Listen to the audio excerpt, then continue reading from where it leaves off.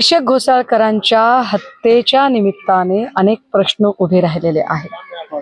Facebook live करून एखाद्याची हत्या करण्याइतका निर्धावलेपण या राज्यात येतं। याचा अर्थ गृहमंत्री म्हणून असणारी जी पकड आहे ती पकड काहीच नाही, सरकार नावाची गोष्टच अस्तित्वात नाही, इथपर्यंतची स्थिती निर्माण झाली आहे।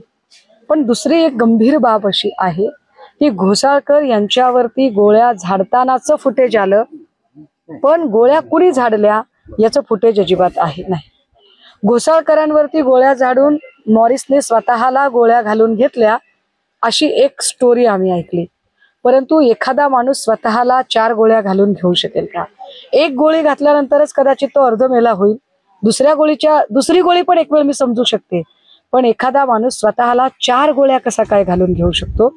बरं, ज्या पद्धतीने घोसाळकरांच्या किमान गोळ्या लागल्याचं फुटेज आलंय ते फुटेज मॉरिसचं का बरं नाहीये? गणपत गायकवाड यांनी पोलीस स्टेशनमध्ये महेश गायकवाडवर गोळ्या झाडल्या आणि काही तासाच्या आतच सीसीटीव्ही फुटेज बाहेर आलं, पण मॉरिस आणि अभिषेक घोसाळकर यांच्यात नेमकं काय झालं याचं सीसीटीव्ही फुटेज अजूनही बाहेर का आलं नाही?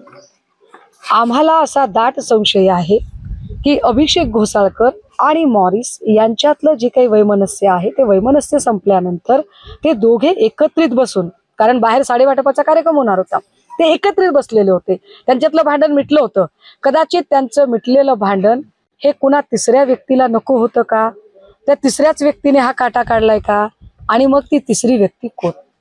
तर या सगळ्याच्या संबंधाने सरकारने उत्तरं द्यायला हवी असं आमचं म्हणणं आहे। एबीपी माझा, उघडा डोळे बघा नीट।